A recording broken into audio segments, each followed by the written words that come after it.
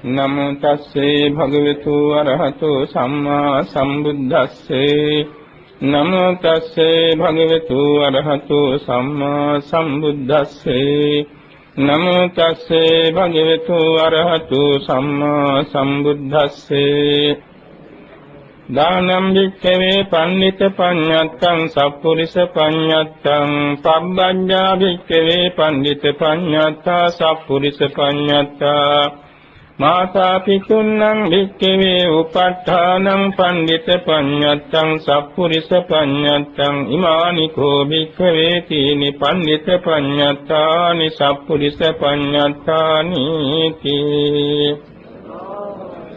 ශ්‍රද්ධාවන්ත පින්නතුනි තුන් ලෝකාග්‍ර වූ සම්මා සම්බුදුරජාණන් වහන්සේ විසින් දේශනා කරන ලද මේ පණ්ඩිත පඤ්ඤත්ත සූත්‍රයේ සඳහන් වෙනවා ඊටාම වැදගත් ධර්ම කාරණා තුනක්. මේ තේරුම මානෙනි මේ දානේ හේවත් පරිත්‍යාගයේ බුදුපසේ බුදුමහරහත් පණ්ඩිතෝත්තමයන් සත්පුරුෂෝත්තමයන් විසින් පනවන ලද අනුගමනය කරන ලද ප්‍රශංසා කරන ලද ප්‍රතිපදාවක්. ඒක පාරමිතාවක්. සම්බ්බඤ්ඤා භික්ඛවේ පණ්ඩිත පඤ්ඤත්තා සප්පුරිස පඤ්ඤත්තා මහණෙනි සසුන්ගතව පැවිදි වීමේ උතුම් චාරිත්‍රයේද බුදුපසේ බුදුමහරහත් මහෝත්තමයන් වහන්සේලා විසින් පණ්ඩිතෝත්තමයන් වහන්සේලා විසින් සත්පුරුෂෝත්තමයන් වහන්සේලා විසින් පනවන ලද අනුගමනය කරන ලද ප්‍රශංසා කරන ලද උදාර ප්‍රතිපදාවක්. මාතා පිතුන්නම් වික්ඛේ උපට්ඨානං පණ්ඩිත පඤ්ඤත්තං සප්පුරිස පඤ්ඤත්තං මානෙනි මේ මෞපියන් උපස්ථාන කිරීමද බුදුපසේ බුදුමහරහත් පණ්ඩිතෝත්තමයන් සත්පුරුෂෝත්තමයන් විසින් පුරුදු කරන ලද අනුගමනය කරන ලද එවාගේ ප්‍රශංසා කරන ලද උතුම් චාරිත්‍ර ගුණ ධර්මයක්. ඒකයි මේ සූත්‍රේ පාඨයේ කෙටි තේරුම. දැන් මේ පින්කම් තුන මෙතෙන්දි සිද්ධ වුණා. පළමුවෙන් දැන් මේ මහා සංඝරත්නයේ ඉදිරියේ සම්බුද්ධ ශාසනයට කුලදරුවෙකු සසුන්ගත වීමේ උතුම් අවස්ථාවට සහභාගී වුණා. දෙවෙනි කාරණය දැන් මේ මොහොතේදී මහා සංඝරත්නයට මේ පින්ඩපාත දානයේ දානවත්තු පිරිනැමුවා. එවැගේම තුන්වෙනි කාරණේ හැටියට සසුන්ගත වෙච්ච කුලදරුවා විසින් මව්පියන් දෙදෙනාට උදාර උපස්ථානයක් සිද්ධ කළා. ඒ උපස්ථානය ගැන අපි කෙටින් හඳුන්වන්නට ඕනේ. ඒ කියන්නේ දරුවෙකු විසින් දෙමව්පියන්ගේ කොටකොත් ධනයෙන් ධාන්‍යයෙන් යසීසුරින් කෑම බීම ඇඳුම් පැළඳුම් මේත් ආදී උපස්ථාන කරන්න පුළුවන්. ඒවා එක ජීවිතයකට විතරයි. ඒවා අහා ජීවිතයට යන්නේ නැහැ. ඒ වගේම යම්කිසි දරුවෙකු සසුන්ගත වෙලා උතුම් ලෙස සීල සමාධි ප්‍රඥා ගුණ පුරමින් ධර්මාඥාන භාවනා ඥාන වඩමින් ධ්‍යාන අභිඥා උපදෝමින් විපස්සනා ඥාන වඩමින් නිවන් මඟ පිළිවෙත් පුරා ගන්නා අධ්‍යයනං එයින් ඒ දෙමෝපියන් සිහි කරන වාරයක් පාසාම ඒ දෙමෝපියන්ට මෙලව සැපය පරලොව සුගතිය කෙලවර අමා මහ නිවන් පිණිස හේතු වෙන උපස්ථානයක් වෙනවා. අපි පැවිදි වෙන්න දවසේ පැවිදි වෙන්න පිටත් වූ දවසේදී මට දිග ලිපියක් ලැබුණා මගේ ලොකුම සහෝදරතුමාණන්ගෙන්. ඒ අතෝ මට බොහෝම කරුණාවයි. මට කියනවා මල්ලි මේ පැවිදි වුණාම කොහොමද අප්පච්චිට සලකන්නේ? අපි අප්පච්චි වයසට ගියාම අපි ඉන්නෝනේ නේද ළඟ?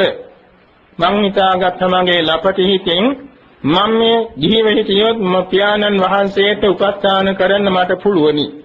නමුත් මා ඒ පියතුමාණන් වහන්සේට සුගතියට යන්න නිවනට යන්න පාර හදා දෙන්න මට ශක්තියක් නැති වෙන්න පුළුවන්.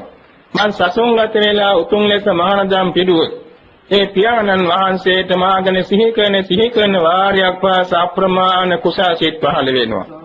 යම් හේකින් මරණාසන්න මොහොතේ මාගෙන සිහි වුණා නම් අනිවාර්යයෙන්ම සුගතියට යනවා. ඒ වගේ මේ සියල්ල සිද්ධ වුණා. එතුමාගේ අවසාන කාලයේ අවුරුදු 92ක් වයස විඳලා මට කියනවා ස්වාමීනි මගේ වයස ඔක්කොම මට වඩා ඉස්සෙල්ලා පරලෝ ගියා. මං තාම ජීවත් වෙන්නේ ස්වාමින් වහන්සේ නිසා. මොකද ස්වාමින් වහන්සේ මට සෙත්පතනවා. පිරිත් කියනවා. මට බොහෝ පින්කම් කරවලා දෙනවා. පින් අනුමෝදන් කරවෙනවා. එයින් මට විශාල සනසිල්ලක් ඇති වෙනවා ස්වාමීනි. එපමණක් නෙමෙයි මං ස්වාමින් වහන්සේ නිසා බොහෝම භාවනා කර්මස්ථාන ඉගෙන ගත්තා. විශාල පිරිසකට මම භාවනා උගන්වුවා. එවාගේම හතර පොයටම සිල් ගනිමින් උසස්ම ප්‍රතිපත්ති පූර්ණිය කරගන්න ලැබුණේ ස්වාමින් වහන්සේ සසුන්ගතව පැවිදි දම් පිරු නිසායි. මේ කතාව මව්පිය කෙනෙකුට කියන්න ලැබෙනවා නම් කොච්චර ලොකු හයියක්ද. අද මේ මව්පිය දෙන්න හිතන්නට ඕනේ ඇත්තෙන්ම තමන් හදාවදා සකස් කරගත්ත පින් ඇති දරු දෙන්නෙක් බුද්ධ ශාසනයේ දැන් සසුන්ගත වෙලා මහානදම් පුරනවා. එයින් එක නමක් දැන් පැවිදි වෙලා මම හිතන අවුරුදු බොහෝ ගණනාවක් මේ ස්ථානයට වැඩම කරලා ඉන්නවා. ඊළඟ දෙවෙනි දරුවාත් මේ ශාසනගත වෙලාද පැවිදි වුණා. ඉතින් එක නිදානයක් නේ නිදාන දෙකක් නේ දෙන්නට නිදාන්ගත වුණා කියලා සතුටු වෙන්නට පුළුවන්. දරුවෙකු විදේශගත වෙලා අධ්‍යාපනය ලැබලා බොහෝම ධන දාන්‍ය කෝටි ගණන් රැස් කරගෙන ඉන්නවා කියලා හිතනකොට දෙමව්පියන් ඇතින් තණ්හා දික්කමාන උපක්ලේශ සංසාර ගමනටයි ඒව හේතු වෙන්නේ. දරුවන් අපේ දරුවෝ සිල් ගුණ බණ භාවනා පිළිවෙත් පොරමින් නිවන් මඟ යනවා කියලා හිතන වාරයක් වාසා මව්පියන් දෙන්නට ඇති වෙන්නේ කල්ප කෝටි ගණන් සංසාරේ කෙටි කරලා අමා මහ නිවන සමීප කර දෙන මහා කුසල ස්කන්ධයක්.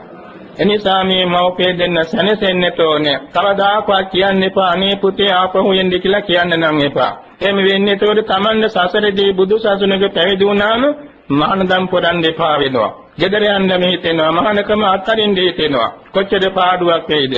ඒක නිසා අනේ ඔබ වහන්සේලා මේ මහා ගිනි අඟුරු වලකින් ගොඩ අරගෙන මේ මහාන කරා නේද? අනේ මේ ගිනි අඟුරු වල මැද්දට ආයනම් පණින් දෙපා පුතේ කියලා කරුණාවෙන් හිතෙන් අදිෂ්ඨාන කරන්ද ඒ දරුවන්ට උතුම් ලෙස මහානදම් පිරීම සඳහා මැස්සෙකුගෙන් මඳුරෙකුගෙන්වත් හිංසාවක් නොවේ නිරුපද්‍රවක උතුම් ලෙස ඈත අතීතයේදී ආර්ය මහෝත්තමයන් වහන්සේලා මෙන් ගුණධම් පුරා ගන්නේ දරු දෙපළට රත්නත්‍රේ පියට ලැබේවා කියලා අද තුලින් මෛත්‍රී කරත්